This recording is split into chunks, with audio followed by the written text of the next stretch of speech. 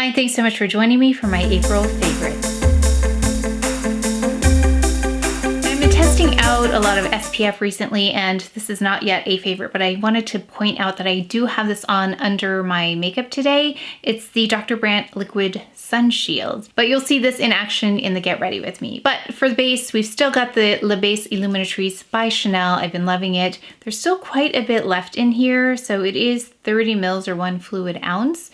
So I don't use too much of it, which is why I still have quite a bit left in there, but it really does a nice job of blurring and smoothing this area before makeup. And then I recently rediscovered an old favorite. It's the Armani Luminous Silk Foundation. This is in 7.5, which is a really lovely shade match for me. So I've got this on, but I also have a little bit of the Terracotta Le Teint. I really like the finish of this, and the performance. I have not done a wear test yet, but it's still a little deep for me, so I actually applied it to my forehead here.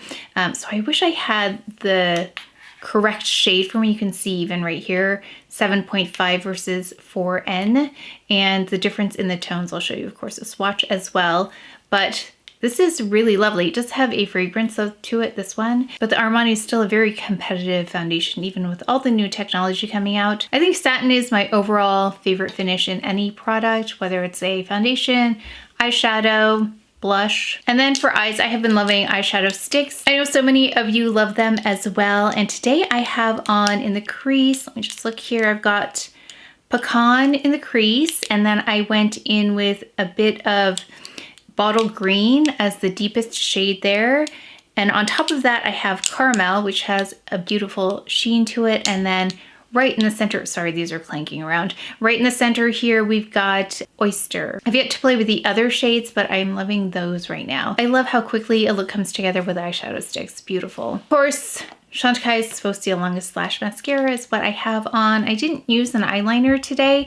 Actually, I used a bit of Bottle Green and an eyeliner brush for the eyeliner, but I haven't tight lined in the upper or the lower waterline today. Really quickly before I forget, I have been enjoying these. This is Ballerina, and I know someone said they did not love this, and this is a bit of a learning curve, and I think there's something happening with the brush. Let me know what you know about this, but I think half of it, or maybe not half, but a lot of the performance of a nail polish has to do with the brush. So I noticed on this brush, and it's not the same on my other Chanel polishes that I've noticed, this one was very narrow and didn't have a lot of flexibility to it. So what I like to do, especially with a sheer formula, is to have a brush that'll kind of splay out and cover most of the nail, because if you continue to do swipes like layered on top of each other with a sheer formula, you can see the streaks, which is what I don't like. So I like to have a polish that I can push the brush down and it covers most of the nail, and that's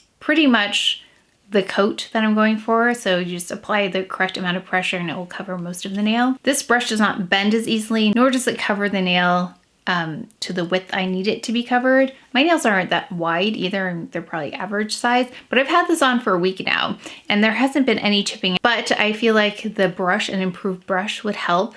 So I can see that this is a learning curve for sure. I really like the Le Gel coat, and thank you for giving me advice on making sure I had enough time to let this dry properly, because once it dried, it's really nice finish. So again, this is after a week and I don't have any chipping, and I'm pretty rough on my nails, so we'll continue to see how this works, but I'm really happy with this combination. But if there is a better brush, I would really appreciate that. So I'm tempted to try some of the new colors that have come out. Let me know if you picked any up. Perfect Blur powder, of course, I love that, but we did go in with this first. So it looks a little extra perfected because I set with this powder. This is the Clé de Peau powder, and this is the one with the really flimsy applicator, but I think there is some thought behind this. It looks like this was just thrown in there, but the texture on this is really nice. It's a, gosh, it feels like almost like a velvet. You can feel there are very, very small fibers on there. They bend as I move, so it's not, it looks initially like foam, but it's not.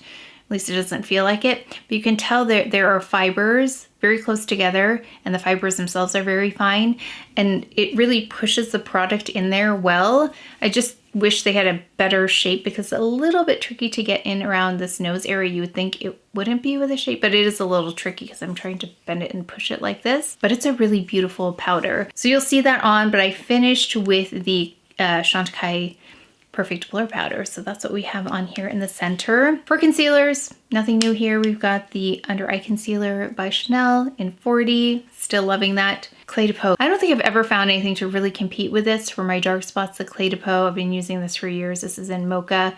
This one has SPF 27 in it, and it just does the best job. Even in the summer months, it does a really wonderful job with the humidity, with the heat. Beautiful concealer. And then we've got the La Prairie targeted right here just to brighten. So nothing new there. Still loving the Chanel Brow Duo, the powder, and then the Onset Brow by Dior. Oh, by the way, this is in the shade Dark 03. This one is in the shade 032 for the brow gel. And then I did have to go in and just perfect even a little bit more, and I still love this. This is the High Def Brow Pencil by REVITALASH, and this is in Cool Brown. I did post that Victoria Beckham came out with their brow products, but they looked like red toned. I was even considering maybe I should look at some of the, like the taupe. There was nothing gray toned in their offerings of eyebrow pencils from what I could see, but I liked that it was a pomade and brow pencil together. So I was really intrigued, but also I noticed the models, and you're right, some of you noticed this too, have really beautiful brows to begin with. So what does it look like if you need to really fill in? I would have liked to see that, so I'll probably pick that up just to test it out, more as an experiment than anything else. But if I was just a consumer, I probably would not pick it up just because I feel like it's not gonna work for me, but I will pick it up just to test it out. So look for that in the future. Oh, I love this hand cream by Bastide that they sent over. It's such a lovely one. It's a deep repair hand cream, and I'm pretty picky about hand creams, although I will use whatever just around because I'm always applying lotion to my hands. But this one absorbs really nicely into the skin. It's very luxurious feeling. So if you were looking for a hand cream, and this is also made in France. It's lovely. It's made in Provence. So if you are interested in this, I really love this. This Hermes bronzer is gorgeous. So this is one of the very few bronzers that I found that has a golden tone to it. Most bronzers have a red tone. Some have even, like, I'm gonna say a gray tone on me, almost more like a contour. And it's a golden glow bronzer. Kind of a rare find because I look all the time. And even within certain ranges, they don't have anything that even comes close to this.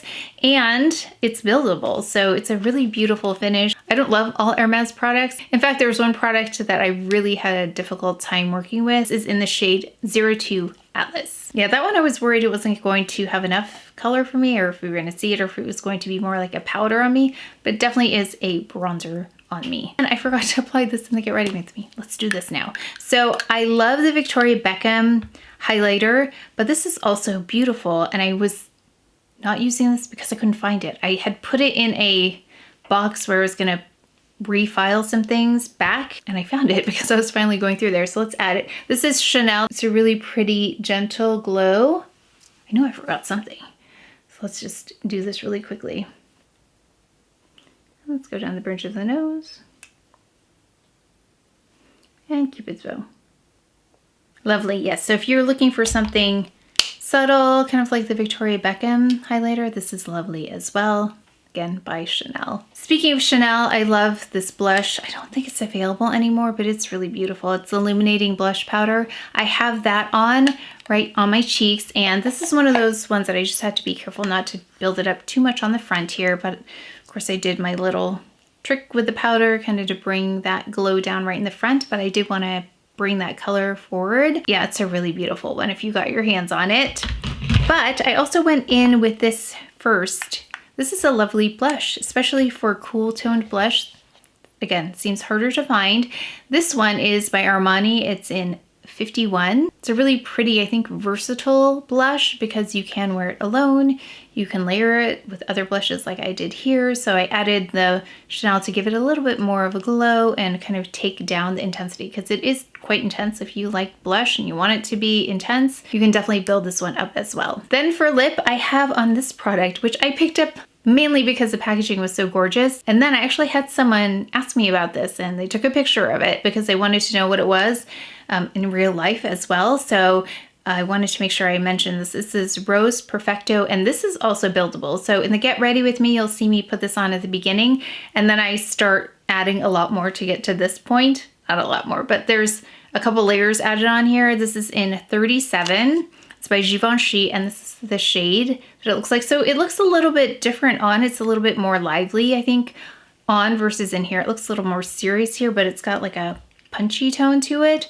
Very summery looking and very, very hydrating. So it's one of those things that's really pretty to pull out of your bag when you're out as well and provide that hydration. And for a few fashion favorites, I've got this sweatshirt part of the suit. There's this top, and then there are some track pants or sweat pants that go with this, and it's a blend of silk and cashmere. And I was really happy to find out after I purchased it that it can be washed by hand, because I think for something like this, it is really luxurious, but it's something I don't want to send to the cleaners all the time. I want to be able to hand wash it myself. And so they have directions. This is by Olivia Von Hale. It really is the softest material because it's that silk cashmere blend, and it has a really elegant luster to it, because I think the cashmere is really nice for cooler weather, but I want something that can be worn year round. So I think the blend of the silk and cashmere really does it. So it brings that luxury feel to it, but also it's a little bit more year-round. So if you look on their site, they show you how you can hand launder this, because I feel like while I love beautiful fabrics, I do not want to send it to the dry cleaner all the time. I do want to be able to take care of it myself. So very versatile pieces as well. I love this Neely Lotan belt, and I think I might pick up the brown one as well. And I didn't mention, it does have like a natural curve to it. Let me see if I can show you. So it does curve like this. And I have mine in the size 85, and I'm hovering between like a 28 and 29 waist. So if you are my size, it seems to be the best size. So I put on the second one here, that's at my waist. So there's a lot of room to play if I want to have it lower on my waist, because then I can put on the last one here. So I'll show you an image of what that looks like. If you didn't see my Quiet Luxury video, I styled it actually quite a few times in there if you want to see it. But it's one of these things that I've been looking for a belt for literally years. I waited to get a really nice belt because I couldn't settle on one that I thought would be versatile and timeless until I found this one.